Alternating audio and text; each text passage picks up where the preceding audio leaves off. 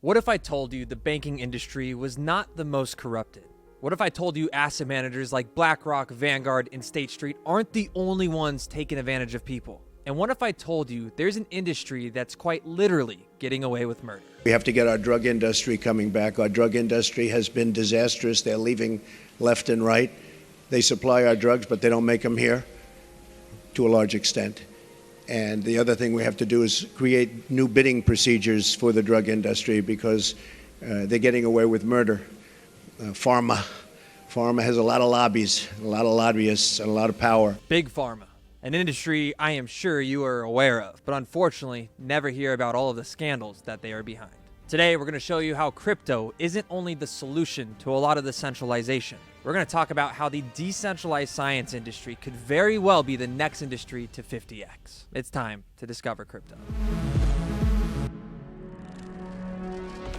Now, in case you're not caught up, there are massive lawsuits going out each and every single year against the largest big pharma institutions that exist. The 5 largest in recent history are going to go to Johnson & Johnson just last year, where they were ordered to pay $26 billion in a settlement. You had GlaxoSmithKline in 2012 pay $3 billion. Pfizer, which is constantly in between settlements, paid $2.3 billion in 2009. Again, Johnson & Johnson, 2013, $2.2 billion. And of course, some of that was complete criminal fines. And Abbott, most recently in 2012, with $1.5 billion. The pharmaceutical industry is constantly evading these investigations. And as one of the largest lobbyists that exists, when you go on Open Secrets, you can see that they lobby $300 million annually.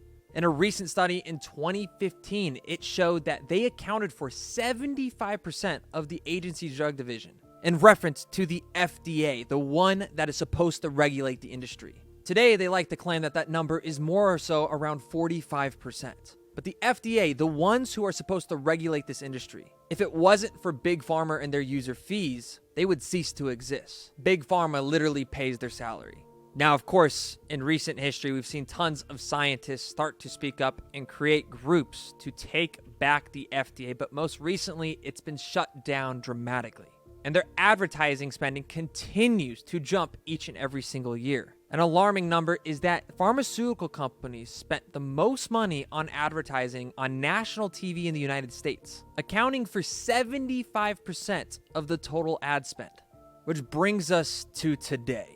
Decentralized science. What is it? Why did CZ just tweet out about Biotech? And why have we been seeing all of these founders like Brian Armstrong, the Coinbase CEO, and Vitalik Buterin talk about the opportunity of taking back the science industry? Well, to start, we're going to have to go back to Lex Fridman's podcast almost 2 years ago, where he asked Vitalik Buterin this simple question. So you have an interest in this whole space of lifespan research. What's your vision here? Well, what do you hope to see in anti-aging and longevity research? I think I hope to see the concept of seeing your parents and grandparents die just slowly disappear from the public consciousness as an experience that happens over the course of half a century, the same way that getting lost in a city slowly disappeared over the public consciousness over the last 50 now that we have smartphones. That was the second time he had been on Lex Fridman's podcast, but both times he started talking about longevity. And each time, the conversation ramped up more and more. This led to Vitalik Buterin adding a complete decentralized science industry tab on the Ethereum Foundation's website, talking about what DeSci is and what it produces. To Vitalik Buterin, DeSci aims to create an ecosystem where scientists are incentivized to openly share their research and receive credit for their work while allowing anyone to access and contribute to the research easily. DeSci works off the idea that scientific knowledge should be accessible to everyone and that the process of scientific research should be transparent. DeSci is creating a more decentralized and distributed scientific research model, making it more resistant to censorship and control by central authorities, aka Big Pharma. You see, companies like Pfizer, Johnson & Johnson, Merck, any large pharmaceutical company you can think of, control all of the rights to their scientists. If these scientists want to raise funding, they have to go through this centralized entity. If they come up with a scientific discovery, even if it cures cancer, the pharmaceutical company owns the rights to whatever they discover. So they can shelve it or take all the profit. And this is what's led to Vitalik Buterin speaking here on Molecule almost 10 months ago about what he believes we should see in the building of decentralized science platforms. Public fund education fund in different kinds of scientific disciplines, and different ways of trying to evaluate like which ones of those are actually effective.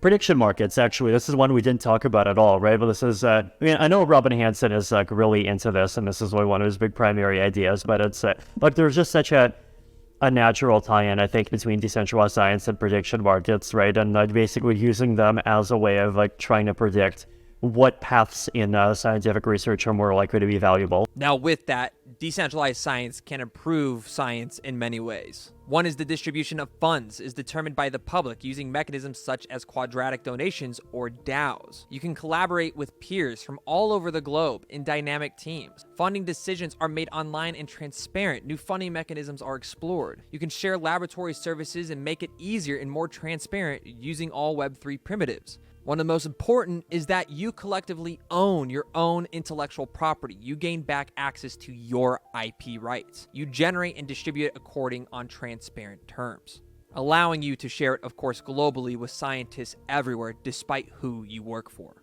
Now, the ETH website has a DeSci movement video where I highly recommend you actually go check this out. It's an hour long explaining everything about the knowledge in what DeSci science is trying to be. But this ultimately led Vitalik Buterin to pop up a city. Yes, they popped up an entire city in Montenegro called Zuzalu, which completely focused on longevity. This was an invite-only crowd of about 200 executives and developers focused on cryptography, technology, and longevity, as well as allowing 300 other people to pop in and out for the coming weeks. You had to be invited. Now, I had first learned about decentralized science through the Lex Friedman podcast almost 2 years ago at this point, and I was actually invited to this event by VitaDao. So hopefully this next time, because I wasn't able to go, obviously, we get the right funding, but I would love to sit down with these scientists and researchers and talk to them and have an open discussion about what they're trying to provide in the industry. Because, of course, this led to one of the first projects, a longevity project known as VitaDao, which is tackling aging with the power of global community. VitaDao, or VitaDao, is a community-owned collective funding early-stage longevity research governed by Vita holders, and they are completely funding the research and development for all longevity projects. You can see that they've deployed over $4 million different dollars, researched over 20 different projects. They have $6+ million in liquid funds, and even just raised $4.1 million, where Pfizer came in with $500,000 to accelerate their longevity research. And yes,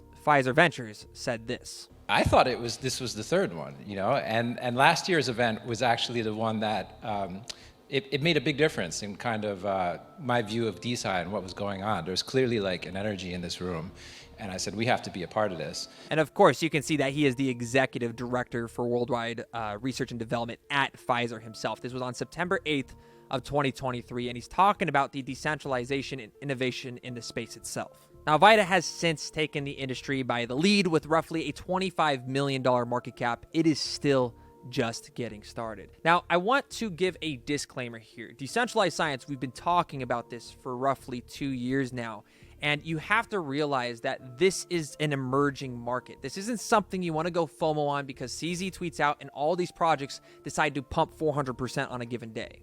And yes, I quite literally mean, look at this, ETI up 400%, Data Lake up 139%, Gene up 80%, massive gainers in these projects, and it's because they're tiny, tiny market caps. These were 50,000, 100,000. I was an early investor to some of these. These are really, really small projects being developed by scientists and researchers that aren't trying to just get a bunch of hype and pump the price of their tokens. They're using a lot of this and working with the DAOs and communities to fund actual legitimate projects. Now, if you want this decentralized watch list, this is the first one that's ever been publicly available. I created this almost a year ago. You can go ahead and head over to my Twitter, which is going to be Joshua Jake. Just scroll down. You can easily find it on my page at any of these decentralized science watch lists. You can also head over to Discover Crypto, and it is the pinned tweet here. So make sure you guys give us a follow. Links in the description below, and go find the watch list to follow yourself. With that said, there is a ton of opportunity here. Vita has been partnering up with projects such as Molecule, and each of these projects, there is tons of DAOs continuously popping up. Scientists want the novel IFP to NFT frameworks that they can provide. They want access to their information. They want to control their own data. They want to work on a global scale and connect with scientists all over the globe, which is why you've seen Brian Armstrong, the CEO of Coinbase, launch his own project, Research Coin, RSC. Obviously on its air, but all Brian Armstrong had to do was put RSC in his bio for this to pump over 10x in just the last week. Again, massively small project, high risk. Do your own research, be careful. So now you have Vitalik, you have the CEO of Coinbase, and of course you have CZ coming in, tweeting out about biotech and research funding. This is a narrative. Everybody is focusing on longevity and living longer.